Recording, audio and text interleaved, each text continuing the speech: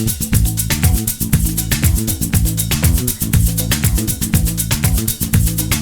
Alec.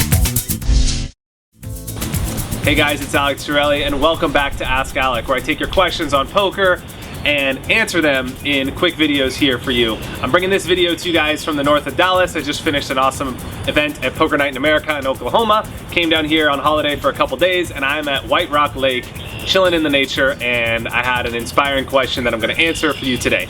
So today's question comes from Carla, and she says, "Dear Alec, I'm a big fan of your poker video analysis and all of your thought process. I would like to know if within that thought process, you take into consideration that sometimes one opponent, for some reason beyond your understanding, is running so good, and even though that you're playing your best game against that opponent, they always come out on top. Do you have any suggestions for how to adjust to this person or ways to beat them, and what could I do? Thanks a lot, Carla."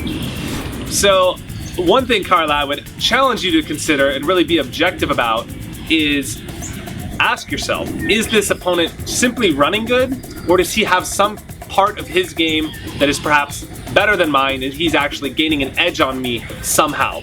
Take that a level deeper. Where is that edge that he's gaining? What am I doing in my game that's potentially a weakness, and what parts of my game does he always seem to have figured out?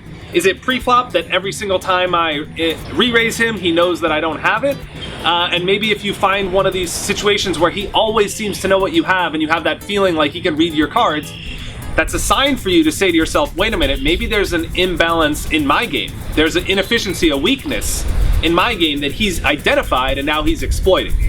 So if this situation happens, the way that you know that it's probably a description of what I just said is that if this is happening consistently, continually, whether it's with one opponent or multiple opponents over a long period of time, it means that they're probably not just running good. They're not defying the laws of mathematics, but rather they've figured out something that is an area, a calling, a sign for you that you could improve something in your game. So what this means when you identify these players is they are reminders to us that there's something that we're not doing that we could improve on. So use that as a challenge to yourself, nothing to be upset about or frustrated about, happens to everybody, but use it as a challenge to find a way to improve your game.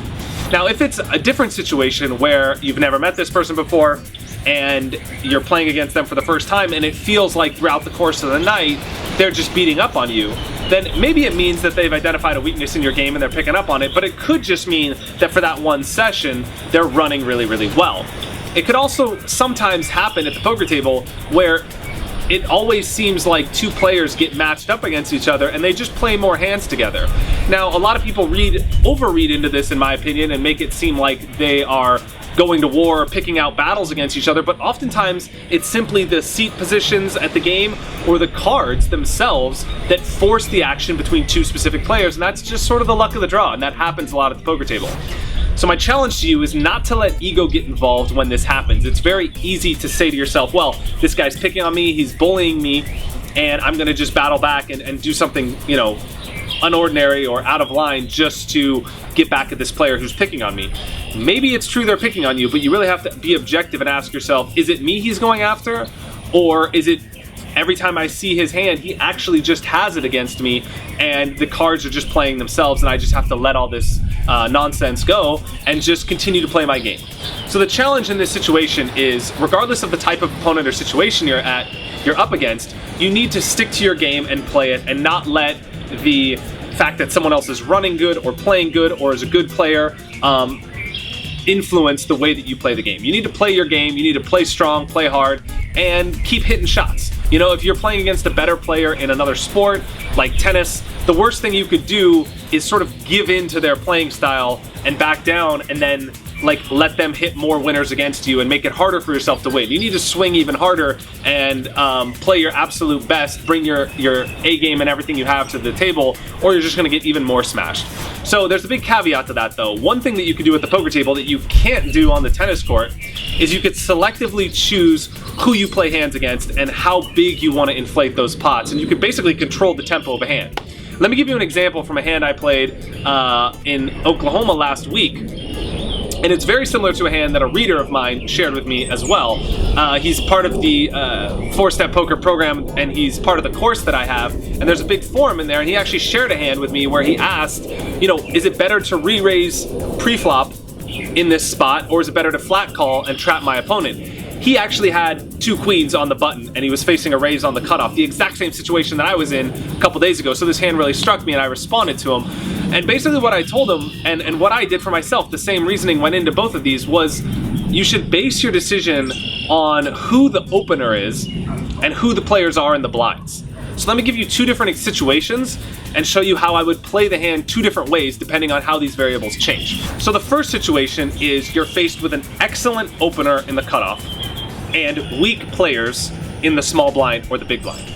Maybe one of the weaknesses of the players in the small blind specifically is that they 3-bet often and they attack weakness, right? So if you have an excellent player that opened in the cutoff and a really weak player in the big blind that calls too often, he's a fish or a donkey, whatever you want to say, and you also, or maybe one or the other, have a weak player in the small blind or even a overly aggro player in the small blind who 3-bets too often, takes advantage of weakness, and is a bully, those situations, all 3 of these variables, the great player, the bad player in the big blind, and the overly aggressive player in the small blind, are reasons that I would like to flat call my 2 queens on the button.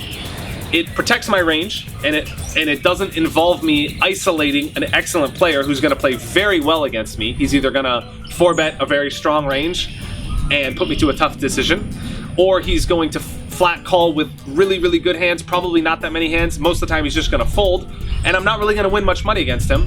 And in addition, I keep the small blind and big blind in the hand, who I'm going to win all the money from. What I'm saying in summary is that you should adjust the way you play a hand, not based on the hand you have, but based on who is in the pot and who you want to play the hand against. I'm going to say it again, tweet it out, remember it, whatever you got to do, tattoo it on your forehead. You should adjust the way you play a hand, not based on the hand you have, but also based on who is in the pot. Got it? Let me give you the opposite situation and reverse the variables to help illustrate this example even further and really drive this home. Now let's imagine that the weakest player at the table, who you want to play against, opens in the cutoff, you're in the button, and the 2 excellent players are in the small blind and the big blind. Now if he opens, I'm always going to 3-bet my 2 queens to isolate that player heads up in position and force the 2 great players who are going to fight for that equity against me and play very well, or force me out of the pot. I'm going to force them out of the pot and allow myself to only play heads up in position against the guy I'm going to win all the money against. Make sense? So you could see how it really matters who's in the pot and where you are, and by adjusting the way you play hands, you can control all the variables. So when you're faced with that player that's really, you think is better than you, or just has your number, or has you figured out, or you don't want to play a hand against, you can control, based on the methods I just taught you, how you play a certain hand to keep the players in the pot you want to keep in the pot and win money against, and force the other players out. So use this next time in your poker game. This is a great strategy to use. It's excellent in tournaments. It's excellent in cash games. It wins me tons of money, and I encourage you to try it yourself. I'm confident that if you implement it too, you're going to see your win rate go up. To learn more about this stuff, I highly recommend you check out my book, The 4 Steps to Beating Anyone at Poker. It's over on my website, alectorelli.com. I got a great community there of people that have bought the program, and they're all sharing their information and feedback on the forums, and we talk a lot about this sort of strategy as well. And there's tons more content like this in the book for you guys as well if you really want to take that step and improve your game even more. All right, hope you enjoyed this. That's all from Dallas. If you have questions you want me to answer, shoot them over to me on my blog, alectorelli.com. That's it. See you next week. Cheers.